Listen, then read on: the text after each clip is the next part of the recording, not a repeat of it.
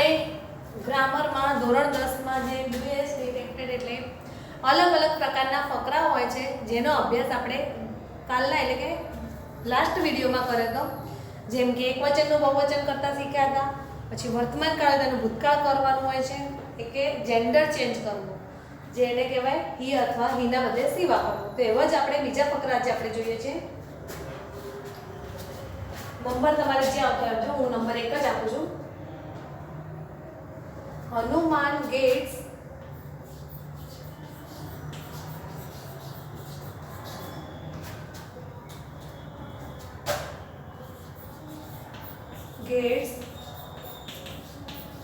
out of the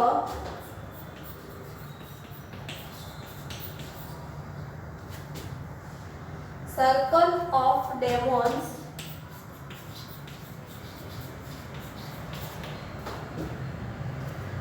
his tail was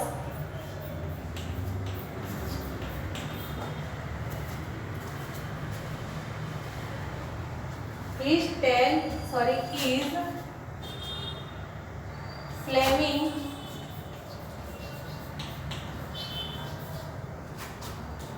furiously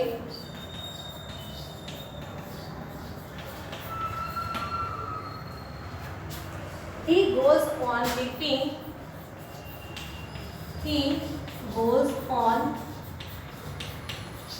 leaping about on the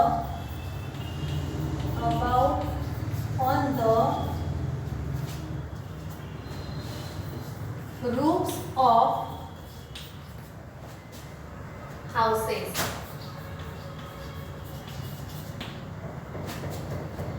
હવે એમાં આપે છે begins like this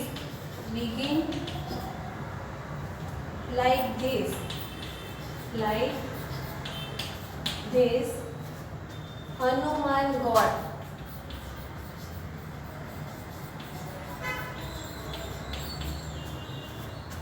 out. તો સમજી લો પહેલા તો હનુમાનજી જે છે એમની વાત છે કે હનુમાન છે રાક્ષસોના આજુબાજુ ઘેરામાં આવી જાય છે. his tail is flaming furiously અને બધા ભેગા થઈને એમની પૂંછ છે એને સળગાવે છે, આપણને ખબર છે. he goes on leaping about on the roofs of the houses. તે પછી એક ઘર ઉપરથી બીજા ઘર ઉપર છલાંગ મારે છે, કૂદકા મારે છે અને બધાને સળગાવતા જાય છે. હવે આપણને કહ્યું છે આ ગેટ છે ને એની કેસ કોના છે ગોડ, એટલે ફકરાને શેમાં ફેરવવાનો છે આપણે ભૂતકાળમાં. તો ફકરો આખો લખીશું ભૂતકાળમાં ફેરવીને, તો આન્સર થશે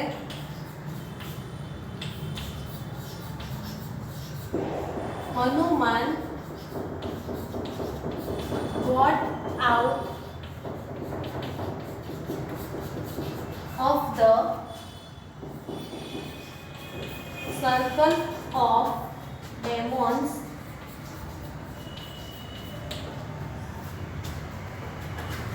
his tail is આપી છે શું કરવાનું ભૂતકાળ. his tail was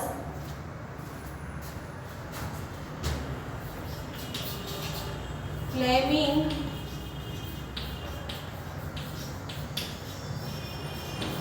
furiously. he આપણે ગો છે એનું ભૂતકાળ કરવાનું શું થશે went. he went on leaping about on the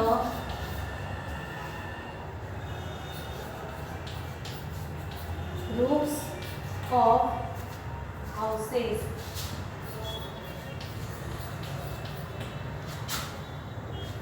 એક વાર ફરીથી વાંચી જઈએ આપણે. તો Hanuman gets out of the circle of demons. His tail is flaming furiously.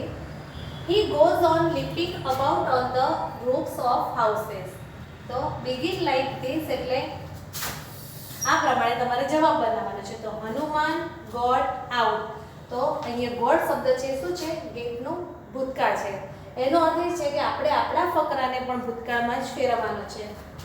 તો લખવાનું આપણે આખું જ છે, એકલા ક્રિયાપદ જ ભૂતકાળમાં ફેરવીશું. તો Hanuman got out of the circle of the demons, આ પહેલું વાક્ય છે.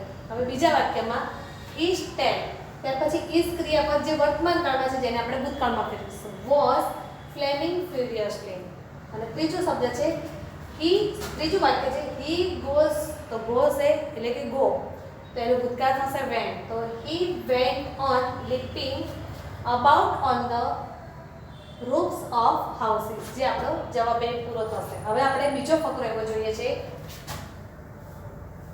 કેટલીક વાર ઊંધું પણ પૂછાય. આમાં આપણે વર્તમાન કાળનો ભૂતકાળ કર્યો. હવે ઊંધું પણ આવે. ભૂતકાળ આપે અને વર્તમાન કાળ કરવાનો એવું પણ કહી શકાય પરીક્ષામાં.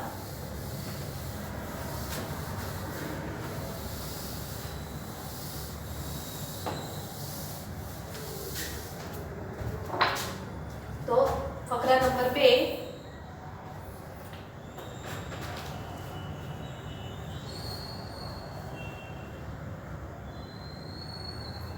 The children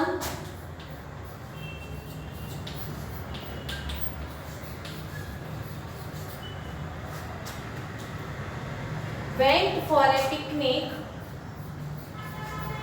Went for a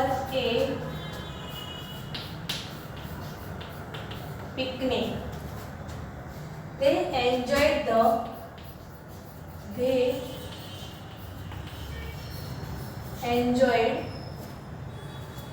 the ride by bus. The ride by bus. They sang songs and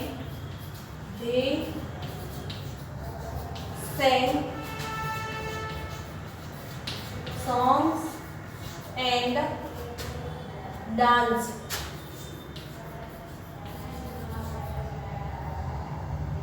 They also ate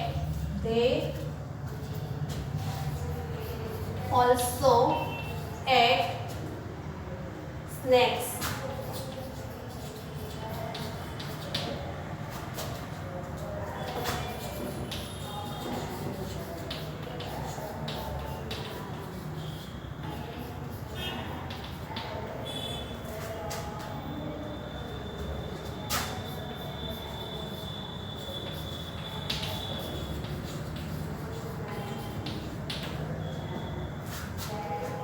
તમે જોઈ શકો છો કે ફકરામાં the children went for a picnic. તો આપણને જે જવાબ આપે છે ને એટલે એમાં વેન્ટનું શું કર્યું છે એ લોકોએ ગો કરી નાખ્યું છે. તો સમજીએ છે કે આખા ફકરાને શેમાં ફેરવી દેવાનો? વર્તમાન કાળમાં. તો જ્યાં ક્રિયાપદ ભૂતકાળનું હોય એને ખાલી વર્તમાન કાળમાં ફેરવી અને આખો જવાબ લખી દો તમે. તો પહેલો જવાબ શું થશે આન્સરમાં? ધ ચિલ્ડ્રન ગો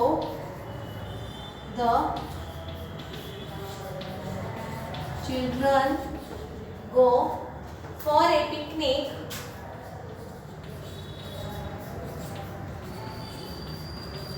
બીજું વાક્ય છે they enjoyed. તો enjoyed નો enjoy કરી નાખો. વર્તમાન કાળનો ક્રિયાપદ they enjoy the ride by bus.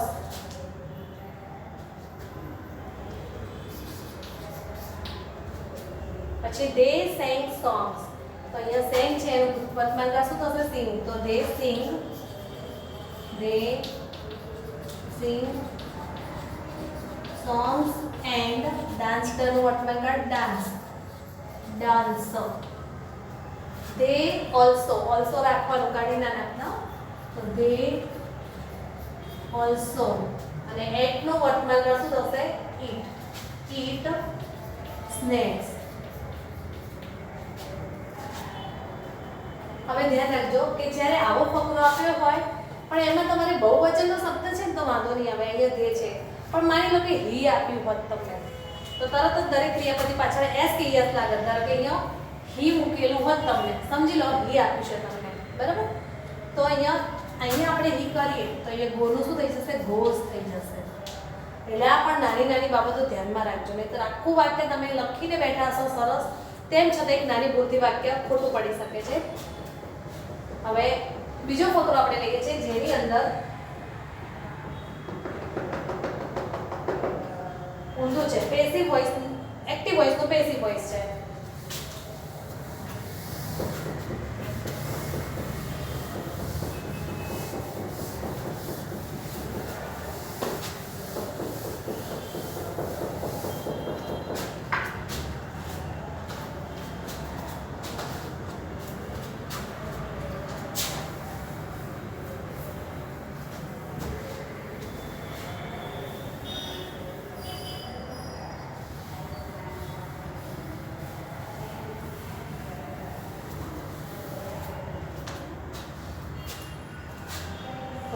જોઈએ છે the teacher taught a lesson. ધ ટીચર taught a lesson. The students asked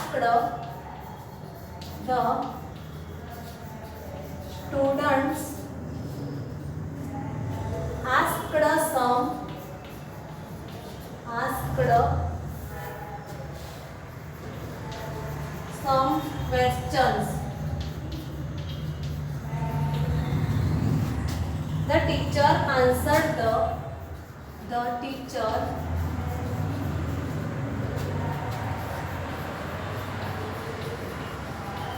answered the questions.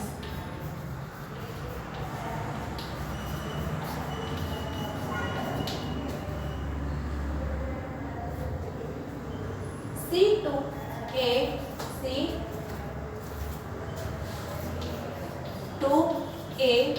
test. Begin like this.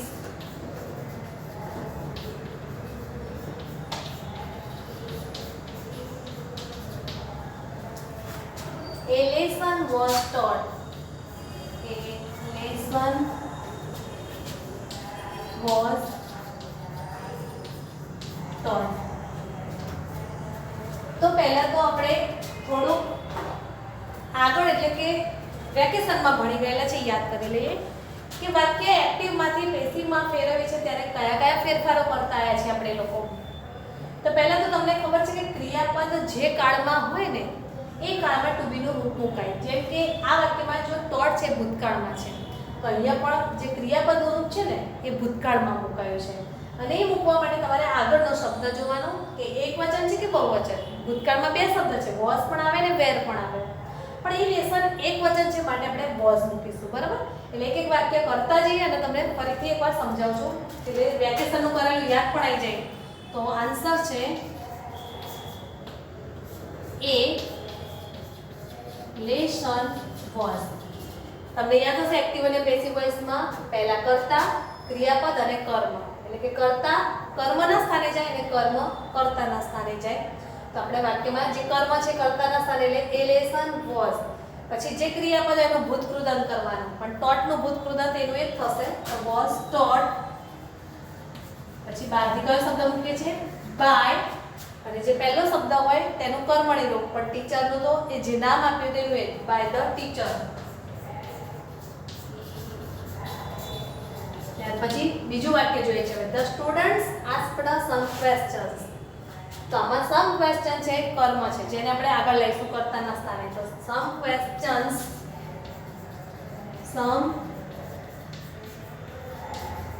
Questions હવે આસ્ક્ડ ભૂતકાળ છે તેના ઉપરથી વિચારીએ આપણે કે ટુ બી નું રૂપ પણ ભૂતકાળનું આવશે તો વોઝ આવે કે વેર આવે.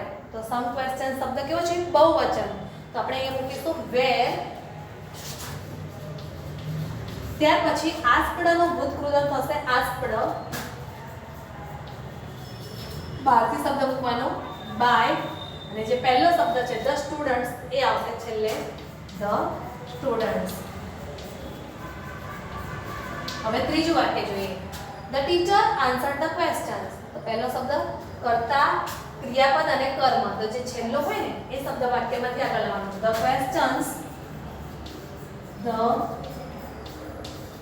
ક્વેશ્ચન્સ અને આન્સર્ડ ક્રિયાપદ ભૂતકાળમાં છે તો ક્રિયાપદ પણ ભૂતકાળમાં લેવાનું. તો વોઝ અને વેર માંથી કયું આવશે અહીંયા વેર, બહુવચન છે તો વેર. અને આન્સર્ડ નું ભૂતકૃદંત એનું એક થાય છે એટલે એનું એક લખી લો આન્સર્ડ બાય ધ ટીચર. અને છેલ્લું વાક્ય છે સી ટુક અ ટેસ્ટ. તો આ કર્મ છેલ્લું છે તો એને આગળ લાવો તો એ ટેસ્ટ. હવે ભૂતકાળ છે તેને વોઝ કે વેર મૂકવાનું તો વોઝ આવશે. પહેલા એક વચન છે, આર્ટિકલ હોય ને એટલે સમજી જવાનું કે એક વચન છે વોઝ. હવે જે ટુક આપી છે ને એ ભૂતકાળ છે પણ આપણે મૂકવાનું છે ભૂતકૃદંત. તો આ કોનું વર્તમાન કાળ છે વર્તમાનના ટેક, ભૂતકાળ took અને ભૂતકૃદંત થશે taken. તો was taken. પછી બાદથી by મૂકવાનું અને જે પહેલો શબ્દ સી છે એનું કર્મણી રૂપ, કોઈ સી એનું એ ના મૂકતા, એનું કર્મણી રૂપ શું મૂકશે? her. તો આ તમારો આખો જવાબ છે. ફરીથી એકવાર તમે પહેલા વાંચી લો બધા, પછી ફરીથી હું ચર્ચા કરી લઉં આ વાક્યની.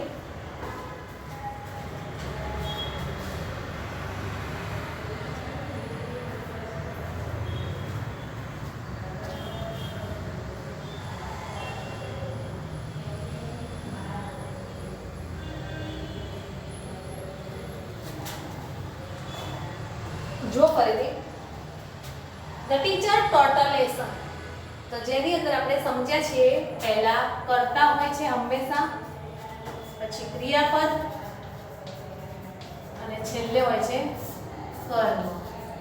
તો વાક્યનું જ્યારે એક્ટિવમાંથી પેસિવમાં ફેરવે છે ત્યારે નિયમ હોય છે કર્તા છે કર્મના સ્થાને છે, કર્મ કર્તાના સ્થાને આવે. બરાબર? ત્યાર પછી જે ક્રિયાપદ હોય ને એને અનુરૂપ આપણે ટુ બી નું રૂપ મૂકવાનું હોય છે અને ક્રિયાપદનું ભૂતકૃદંત કરવાનું. ત્યાર પછી બાદથી બાય શબ્દ મૂકવાનો અને જે કરતા હોય છેલ્લે મૂકી દેવાનો છે. હવે પહેલું વાક્ય છે એને અનુરૂપ the teacher taught a lesson. તો આપણું કર્મ છે એને કર્તાના સ્થાને લઈએ તો એ લેશન, એટલે પહેલો અક્ષર કેપિટલ થઈ જશે. ત્યાર પછી ટોટ છે ક્રિયાપદ ભૂતકાળમાં છે તો એને અનુરૂપ ભૂતકાળનું ટુ બી નું રૂપ આવશે was. એકવચન હોવાથી was આવશે.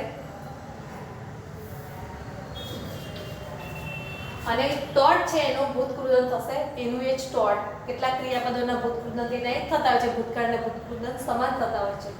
અને કેટલાક ક્રિયાપદોમાં વર્તમાનકાળ અને ભૂતકૃદંત સમાન થાય, જેમ કે કમ, કેમ અને કમ. કમનું ભૂતકૃદંત કમ જ થાય છે. ત્યાર પછી બાય અને છેલ્લે જે કરતા છે પહેલો શબ્દ તેને આપણે અંતે મૂકીશું ધ ટીચર.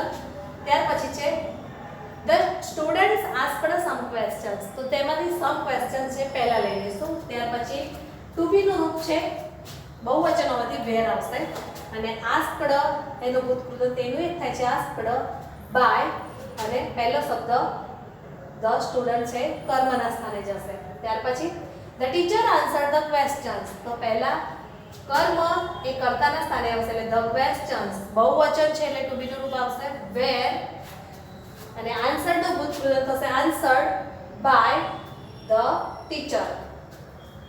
છેલ્લું છે વાક્ય સી ટુક અ ટેસ્ટ. તો એ ટેસ્ટ અને ટુક ક્રિયાપદ છે ભૂતકાળનું રૂપ છે માટે આપણે ટુ બી નું રૂપ પણ ભૂતકાળ લઈશું એટલે આખો ફકરો ભૂતકાળમાં છે. તો વોઝ અને ટેક નું ભૂતકૃદંત થશે ટેકન બાય અને સી નું થશે હર. જરૂરી નથી કે દર વખતે આખો ભૂતકાળનો ફકરો સેમ પણ હોય. બરાબર? કેટલીક વાર આ તો ફકરો છે એટલે સેમ જ રહેવાનો છે, પણ તેમ છતાં પેલા એક્ટિવ અને પેસિવ વોઇસનો એક ફકરો આવે છે ને એમાં એવું પણ બને છે એક વાક્ય વર્તમાન કાળમાં હોય, એક ભૂતકાળમાં હોય, એક પૂર્ણ વર્તમાન કાળમાં હોય, અલગ અલગ પણ બધા ભેગા કર્યા વાક્ય હોય છે. બરાબર? એટલે હવે આપણે બીજો ફકરો જોઈશું.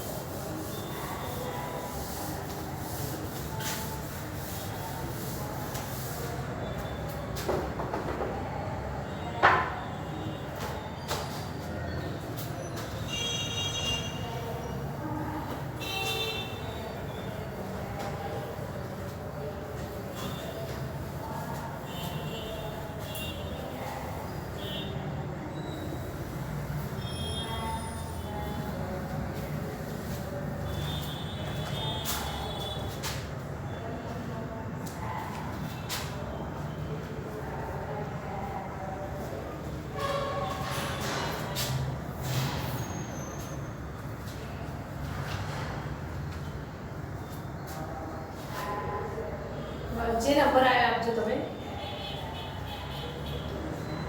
Sonam place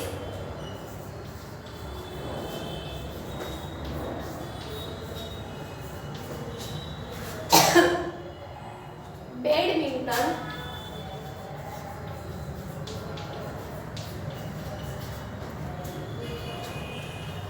in the evening.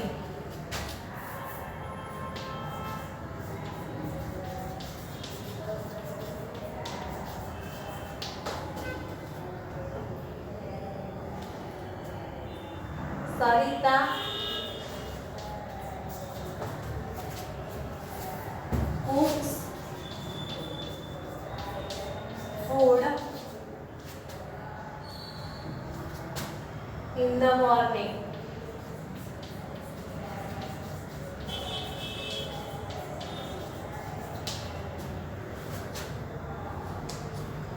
The boys play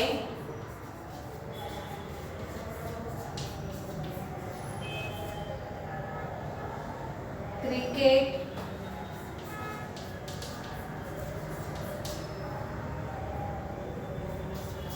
for the whole day. બાળકો આખો દિવસ ક્રિકેટ રમે છે. Father reads newspaper. Father reads newspaper in the afternoon.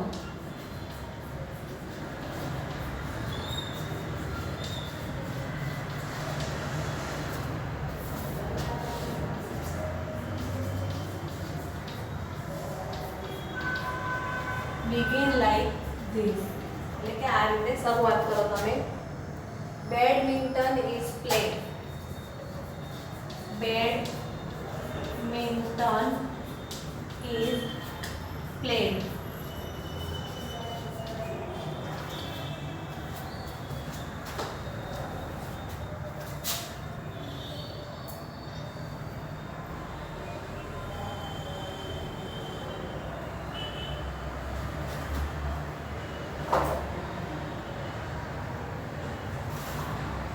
તો તમે જોઈ શકો છો કે આખો ફકરો શેમાં ફેરવવાનો છે? એક્ટિવ વોઇસમાંથી પેસિવ વોઇસમાં. પહેલા કર્તા હોય, પછી ક્રિયાપદ હોય, પછી કર્મ હોય અને આ વધારાના શબ્દો અન્ય શબ્દો એમના એમ જ રહેશે. તો જવાબ આપણે એક એક વાક્યનો બનાવતા જઈએ છીએ અને જોતા જઈએ છીએ. તો પહેલો આપ્યું છે badminton is played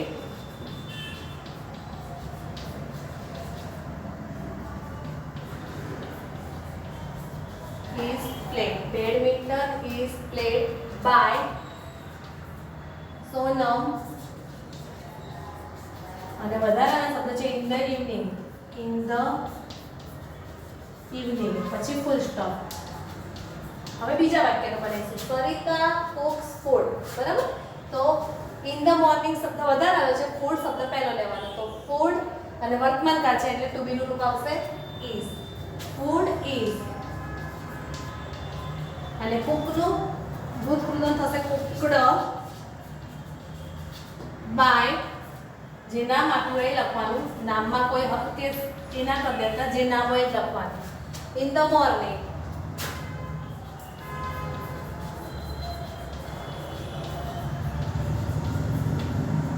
the boys play cricket. બરાબર? દાખલાનું બનાવો. ધ બોયઝ પ્લે ક્રિકેટ પહેલા, પછી પાછળના શબ્દ એમને. તો ક્રિકેટ ઇઝ પ્લે નો ભૂતપૂર્વ થશે પ્લેડ. ત્યાર પછી બાય બારથી મૂકો અને ધ બોયઝ આખું લખી દો. ધ બોયઝ પછી જે શબ્દો છે ને વધારાને લઈ લો. For the full day. For the full day.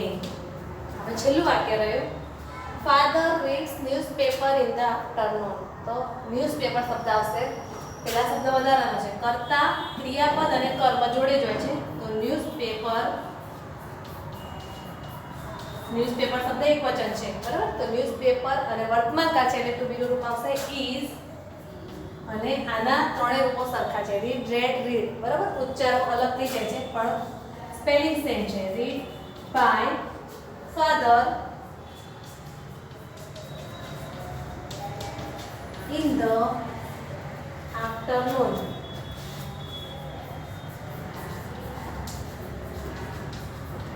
આ ફકરો તમે એકવાર ધ્યાનથી જોઈ લો પહેલા.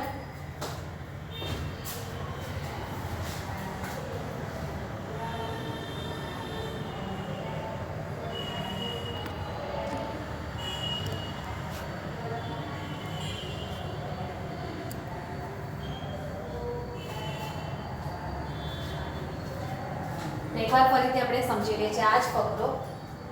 Sonam plays badminton in the morning. તો સોનમ છે બેડમિન્ટન ક્યારે રમે છે? સોરી, ઇન ધ ઇવનિંગ, સાંજના સમયે. અને આપણે બિગિન્સ લાઈક ધીસમાં જોઈએ છે બેડમિન્ટન ઇઝ પ્લેડ. એટલે કે છેલ્લો શબ્દ છે એને આગળ લઈને વાક્ય બનાવ્યું છે. તો સમજી શકીએ છીએ કે એક્ટિવ વોઇસને પેસિવ વોઇસમાં મૂકવાનું છે.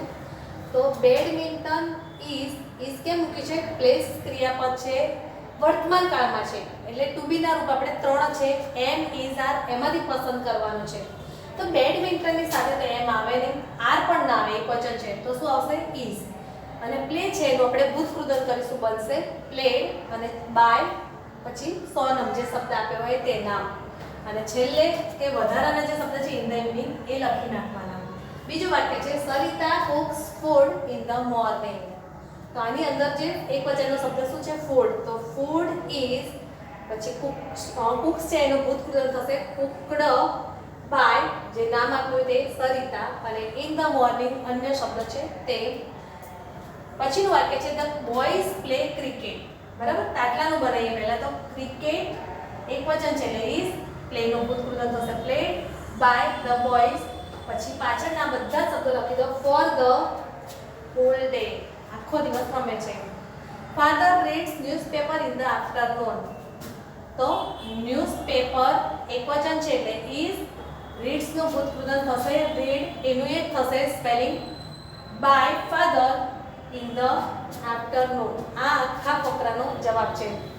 આવા તમે અન્ય ફકરા પણ ચર્ચા કરી શકો છો અને હજુ પણ એક લેક્ચરમાં તમને બીજા પણ ફકરા કરાવીશ કે જેથી તમને તૈયારી થાય. પરંતુ તે દરમિયાન તમારે હોમવર્કમાં આજે જેટલા પણ ફકરા મેં કરાય છે ને એ બધા ફકરા તૈયાર કરજો એટલે કે રીડ કરજો. હોમવર્ક ક્લાસ વર્કના ફકરા તૈયાર કરવા. એક કામ કરજો, તમે જે મેં ફકરા કરાયા છે એ જ ફકરા બીજી કોઈ પણ નોટમાં પહેલા ઉપરનું છે લખવાનું બિગિન લાઈક ધીસ સુધી લખી દેવાનું અને ત્યાર પછી એનો જવાબ તમારી જાતે બનાવજો કે જેથી તમે જાતે એક એક્ઝામિન કરી શકો, તપાસી શકો કે તમે ક્યાં ભૂલો કરી છે અને ક્યાં સમજવાની જરૂર છે. માટે આ તમે રોજે રોજ કરજો તો તમને વધારે હેલ્પફુલ થશે અને ક્યાંય તકલીફ નહીં પડે અને કદાચ ઘણા લોકોને આ વસ્તુ આવડતી પણ હશે. બરાબર, બાકીના ફકરા છે આપણે આગળના એટલે કે નેક્સ્ટ વિડીયોમાં ભણીશું.